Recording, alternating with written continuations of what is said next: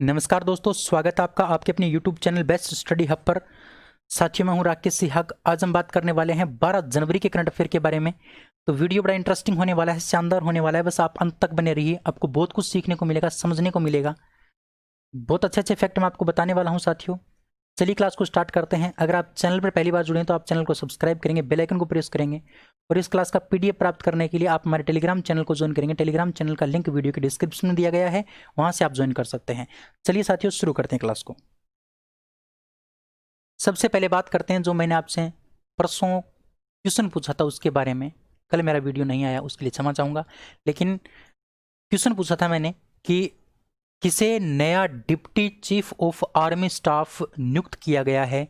तो नया deputy chief of army staff जो नियुक्त किया गया था वो लेफ्टिनेंट जनरल शांतनु दयाल को किया गया था। ऑप्शन नंबर डी आपका करेक्ट आंसर था और सभी दोस्तों ने इसका सही आंसर दिया था।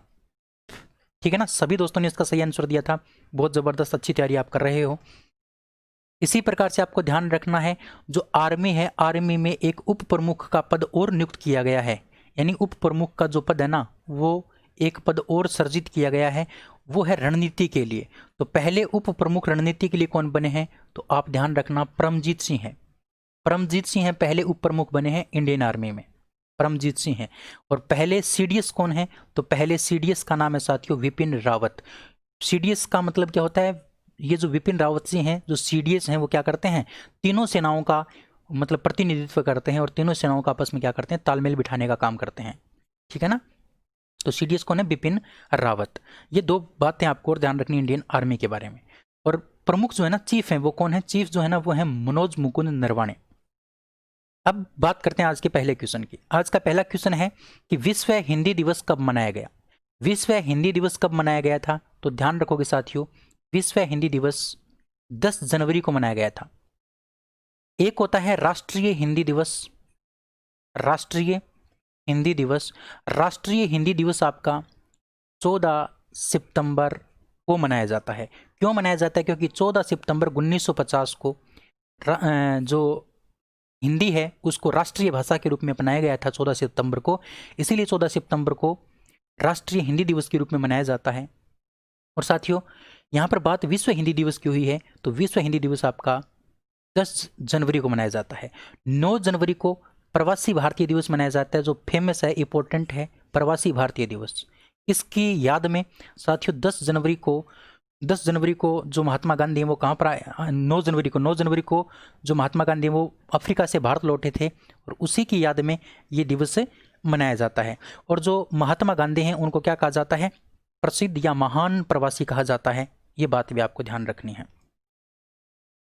अगला क्वेश्चन है कि निम्न में से किस भारतीय अमेरिकी को US के व्हाइट हाउस में उप प्रेस सचिव के रूप में नियुक्त किया है। साथियों, जो अमेरिका का जो वर्तमान का जो मंत्रिमंडल है उसको याद रखना बड़ा इंपॉर्टेंट है, क्योंकि इस अमेरिका के मंत्रिमंडल में भारतीय मूल के व्यक्तियों को ऊंचे ऊंचे पद पर नियुक्त किया गया है, जो हमारे लिए सौभाग्य की बात है। 2 नंबर बात हमारी इंपॉर्टेंट है, हमारी एग्जाम के लिए, हमें हमारी एग्जाम की दृष्टि से इनको पढ़ना है। 2-3 क्वेश्चन आपको बहुत अच्छे से ध्यान रखने हैं। ध्यान रखना, उप प्रेस सचिव के रूप में व्हाइट हाउस के अंदर भारतीय अमेरिकी व्यक्ति को किसको नियुक्त किया गया है, तो उनका नाम है सबरीना सिंह। सबरीना सिंह को व्हाइट हाउस में उप प्रेस सचिव के रूप में नियुक्त किया गया है। अच्छा, राज अय्यर की बात करते हैं, तो ये क्वेश्चन मैंने आपको करवाया था। इनको मुख्य सूचना आयुक्त के रूप में, मुख्य सूचना अधिकारी के रूप में इनको नियुक्त किया गया है अमेरिका की मंत्रिमंडल में। डॉक्टर विवेक मूर्ति की अगर बात करते हैं तो इनको सर्जन जनरल के पद पर नियुक्त किया गया है। सर्जन जनरल का जो पद होता है वो चिकित्सा के क्षेत्र का सबसे ऊंचा पद होता है अमेरिका के अंदर। विनीता गुप्ता की बात करते हैं तो विनीता गुप्ता को एसोसिएट अटॉर्नी जनरल के रूप में इनको क्या किया गया है, नियुक्त किया गया है। Attorney general, associate attorney general के रूप में विनीता गुप्ता को नियुक्त किया गया है। सबरीना सिंह मैंने आपको बता दिया, विवेक सिंह मैंने आपको बता दिया, राज अय्यर मैंने आपको बता दिया। इसके साथ साथ आपको एक बात और ध्यान रखनी, कमला हैरिस के बारे में। कमला हैरिस जो है ना, वो अमेरिका के इतिहास की प्रथम श्वेत उप राष्ट्रपति हैं जो भारत से संबंधित हैं, भारतीय मूल की हैं कमला हैरिस। कमला हैरिस अमेरिका के इतिहास की पहली अश्वेत उपराष्ट्रपति, ध्यान रखोगे आप अच्छे से, कमला हैरिस। ये इंपॉर्टेंट क्वेश्चन आपके एग्जाम में आने की संभावना ज़्यादा है। एक आपको ध्यान रखना है लॉयड ऑस्टिक के बारे में, लॉयड ऑस्टिक, लॉयड ऑस्टिक के बारे में आपको ध्यान रखना है। अमेरिका के इतिहास के पहले अश्वेत गृह मंत्री, है ना, रक्षा मंत्री, सॉरी रक्षा मंत्री, लॉयड ऑस्टिक, रक्षा मंत्री, पहले अश्वेत रक्षा मंत्री लॉयड ऑस्टिक। ये 2-3 क्वेश्चन आपको ध्यान रखने हैं। अगला क्वेश्चन है कि वर्ल्ड एंटी डोपिंग एजेंसी यानी वाडा ने एथलीट और कोचों के लिए एंटी डोपिंग के प्रति जागरूक करने के लिए ADEL के उन्नत वर्जन को लॉन्च किया है। ADEL का पूर्ण रूप क्या है? आपको पूछा है वर्ल्ड एंटी डोपिंग एजेंसी ने एथलीट और कोचों के लिए एंटी डोपिंग के प्रति जागरूक करने के लिए एक ADEL के उन्नत वर्जन को लॉन्च किया है। इस ADEL का पूर्ण रूप क्या है? इस ADEL का पूर्ण रूप है anti doping education and learning platform. Anti doping education and learning platform इसका फुल फॉर्म है। साथियों उन्नत वर्जन है, यानी इसको पहले जो है ना लॉन्च किया गया था 2018 में, इसको लॉन्च किया गया था जनवरी 2018 में, इसको लॉन्च किया गया था। लेकिन तब इसको हम लिखते थे इस प्रकार से, ADEL इस प्रकार से लिखते थे, और इसकी फुल फॉर्म हुआ करती थी anti doping learning, anti doping learning platform. लेकिन अब इसका पूरा नाम कर दिया गया है anti doping education and learning platform. ठीक है, हम यहां पर बात करते हैं वाडा की। वाडा की फुल फॉर्म आपको ध्यान होनी चाहिए, वर्ल्ड एंटी डोपिंग एजेंसी। इसकी स्थापना 1999 ईस्वी में की गई थी।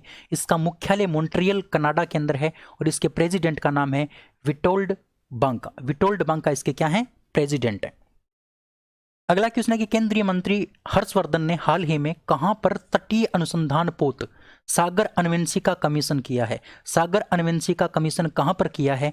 डॉक्टर हर्षवर्धन ने किस तटीय अनुसंधान पोत, कहां पर तटीय अनुसंधान पोत सागर अन्वेंशिका को कमीशन किया है? तो उस का नाम है चेन्नई पोर्ट। चेन्नई पोर्ट पर सागर अन्वेंशिका को कमीशन किया गया है डॉक्टर हर्षवर्धन सिंह के द्वारा।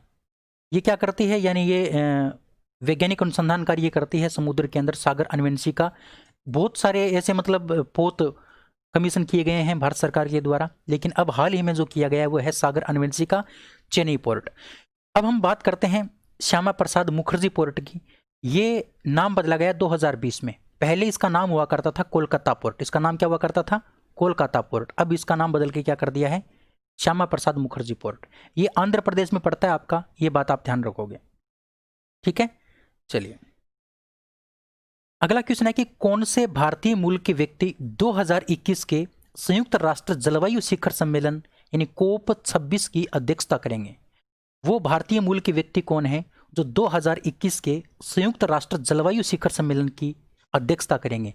संयुक्त राष्ट्र जलवायु शिखर सम्मेलन का मतलब COP 26 की अध्यक्षता कौन करेंगे? तो ध्यान रखना साथियों, आलोक शर्मा। आलोक शर्मा COP 26 की अध्यक्षता करेंगे जो 2021 में होगा। अच्छा, आलोक शर्मा जो है ना वो ब्रिटेन के अंदर मंत्रिमंडल में है, ब्रिटेन के मंत्री हैं ये। ब्रिटेन में क्या है? मंत्री पद पर कार्यरत हैं अभी आलोक शर्मा, और ये भारतीय मूल के हैं। ये 2021 में जो संयुक्त राष्ट्र जलवायु शिखर सम्मेलन होगा COP 26 होगा, उसकी अध्यक्षता करेंगे। और ये COP 26 होगा कहां पर, ये भी आपको पता होना चाहिए साथियों।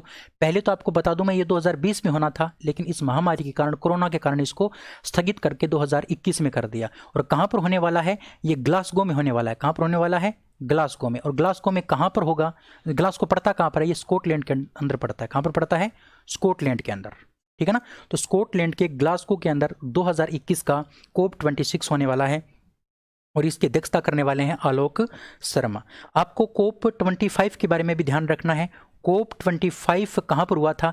COP 25 जो हुआ था साथियों वो पहले चिल्ली में होना था। कहां पर होना था? चिल्ली में। लेकिन चिल्ली में नहीं होकर के कहां पर हुआ था? मैड्रिड में हुआ था। कहां पर हुआ था? मैड्रिड में। ठीक है ना, ये बात आपको ध्यान रखनी है। अब हम यहां पर बात करते हैं किसकी? हम यहां पर बात करते हैं साथियों UN की, संयुक्त राष्ट्र की बात करते हैं। संयुक्त राष्ट्र की अगर हम बात करें, संयुक्त राष्ट्र की अगर हम बात करें तो इसकी स्थापना 24 अक्टूबर 1945 को की गई थी। इसका मुख्यालय न्यूयॉर्क के अंदर है। इसके महासचिव का नाम है Antonio Guterres. Antonio Guterres UN के महासचिव हैं। सदस्य देशों की बात करें तो 193 इसमें सदस्य देश हैं। आधिकारिक भाषा इसकी 6 हैं। कौन कौन सी? अरबी, चाइनीज, और आपकी 5 भाषाएं हैं, अरबी, चाइनीज, रशियन, फ्रेंच और स्पेनिश। ये 5 भाषाएं आपके हैं इसकी आधिकारिक भाषाएं यूएन की।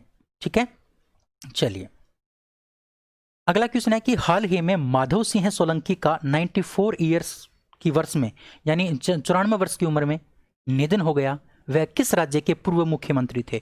तो साथियों मैं आपको बता दूं, माधव सिंह सोलंकी का जो निधन हुआ है वो 94 वर्ष की उम्र में हुआ है।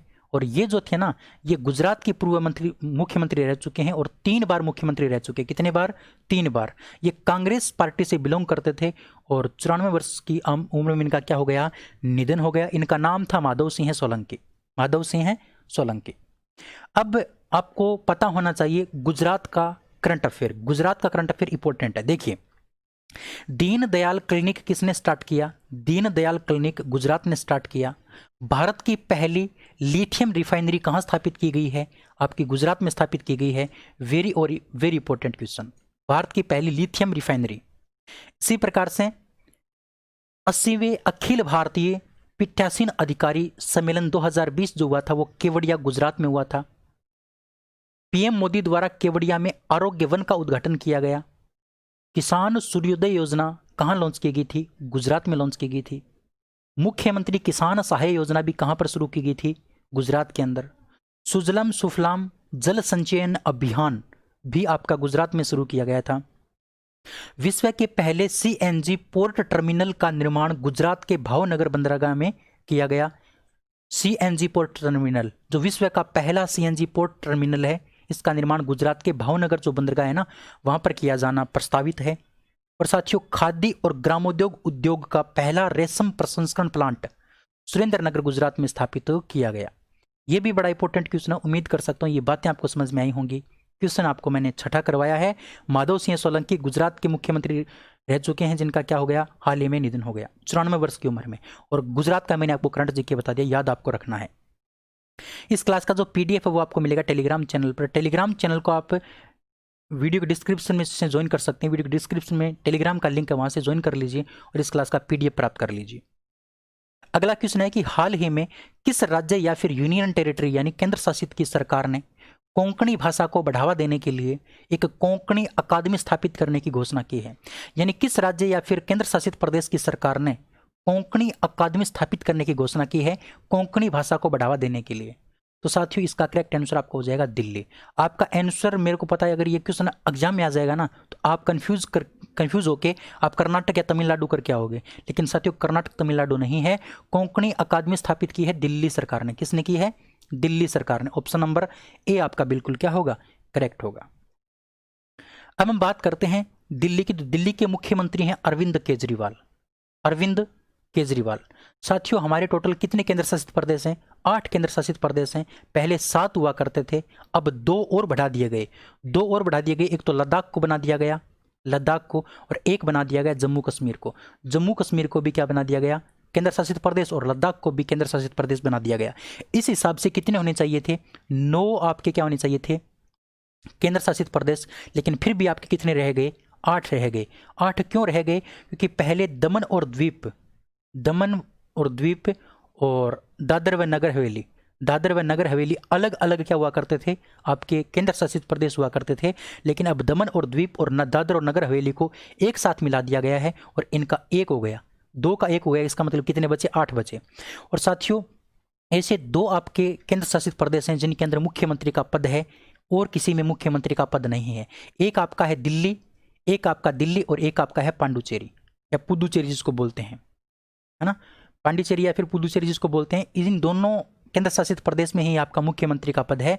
इसके अलावा जो आपके बचते हैं पीछे 6 और बचते हैं, उनके अंदर किसी के अंदर भी मुख्यमंत्री का पद नहीं है। उपराज्यपाल यहाँ पर कार्यरत होता है। उपराज्यपाल यहाँ के कौन है? तो अनिल बैजल यहाँ के उपराज्यपाल हैं दिल्ली के। मुख्य न्यायाधीश हैं धीरूभाई नारायण भाई पटेल। एकमात्र राजकीय चिन्ह है इनका, वो है राजकीय पक्षी। यहाँ का राजकीय पक्षी गोरैया है। चिड़िया आप जानते हो, गोरैया चिड़िया, ये दिल्ली का राजकीय पक्षी है। इसके अलावा कोई भी इनका राजकीय चिन्ह नहीं है। ये बात भी इंपॉर्टेंट है। उम्मीद कर सकता हूं बात आपको समझ में आई होगी। आगे बढ़ते हैं।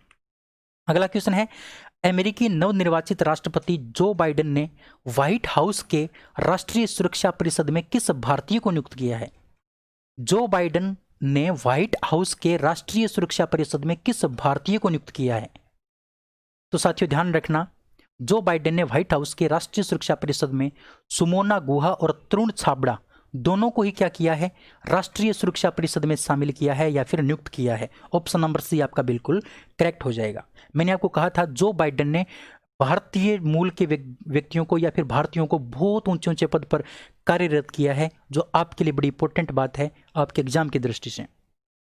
देखिए, हम बात करते हैं सुमोना गुहा की। तो सुमोना जो गुहा हैं उनको दक्षिणी एशिया के लिए वरिष्ठ निदेशक के पद पर नियुक्त किया गया है, और जो तरुण छाबड़ा हैं इनको प्रौद्योगिकी और राष्ट्रीय सुरक्षा के लिए वरिष्ठ निदेशक के रूप में नियुक्त किया गया है। ध्यान रखना, तरुण छाबड़ा को प्रौद्योगिकी और राष्ट्रीय सुरक्षा के लिए और सुमोना गुहा को दक्षिणी एशिया के लिए वरिष्ठ निदेशक के रूप में। ठीक है ना, दोनों को के बारे में आपको अच्छे से बात ध्यान रखनी है। अगला क्वेश्चन है कि हाल ही में भारत में सुर्खियों में रहा प्लस कोड क्या है? सुर्खियों में रहा प्लस कोड क्या है वो आपको बताना है। तो हाल ही में भारत में सुर्खियों में रहा जो प्लस कोड है साथियों, वो झुग्गी में रहने वाले जो लोग हैं उनके लिए एक स्वतंत्र डिजिटल पता है plus code. Option number C आपका क्या होगा? बिल्कुल करेक्ट। झुग्गी में रहने वाले जो लोग हैं उनके लिए एक स्वतंत्र डिजिटल पता है, वो कहलाता है आपका प्लस कोड। क्या कहलाता है? Plus code. अब प्लस कोड को किसने मतलब जारी किया, किसने मतलब इसको जनरेट किया, उसके बारे में बात करते हैं। देखिए, भारत का एक एनजीओ है जिसका नाम है शेल्टर एसोसिएट्स। शेल्टर एसोसिएट्स ने प्लस कोड लाने के लिए गूगल और यूनिसेफ के साथ क्या किया था? समझौता किया था, जो बड़ी इंपॉर्टेंट बात है, ध्यान रखोगे साथियों, है ना। बात बड़ी इंपॉर्टेंट है, वेरी वेरी इंपॉर्टेंट है आपके लिए, ध्यान रखना। ये जो प्लस कोड है इसको किसने लॉन्च किया था? शेल्टर एसोसिएट ने लॉन्च किया था। ये एक प्रकार का एनजीओ है भारत के अंदर। किसके साथ समझौता करके? गूगल और यूनिसेफ के साथ समझौता करके। और प्लस कोड है क्या? झुग्गी में रहने वाले जो लोग हैं उनके लिए एक स्वतंत्र डिजिटल पता है प्लस कोड। आगे बढ़ते हैं, नेक्स्ट क्वेश्चन। किस राज्य सरकार ने किसानों की आय को दुगना करने के लिए एक विशेष कार्यक्रम शुरू करने की घोषणा की है?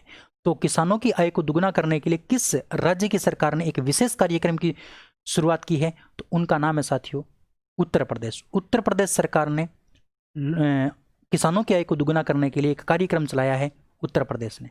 उत्तर प्रदेश के मुख्यमंत्री योगी आदित्यनाथ हैं। और उत्तर प्रदेश के बारे में और क्या जानते हैं वो आप कमेंट बॉक्स में कमेंट करके बताएंगे। साथियों, उम्मीद करता हूँ आज की क्लास आपको पसंद आई होगी, समझ में आपको आई होगी। इस क्लास का जो पीडीएफ है वो आपको मिलेगा टेलीग्राम चैनल पर, वहाँ से इस क्लास का पीडीएफ प्राप्त कर सकते हैं। रोजाना मैं आपके 15 मिनट लेता हूँ। ये 15 मिनट आपकी हर एग्जाम की दृष्टि से इंपॉर्टेंट है। अगर आप करंट अफेयर पढ़ के जाते हो तो आज के दिन जो आपका जीके का पोर्शन होता है उसमें से 30% आपका क्या आता है?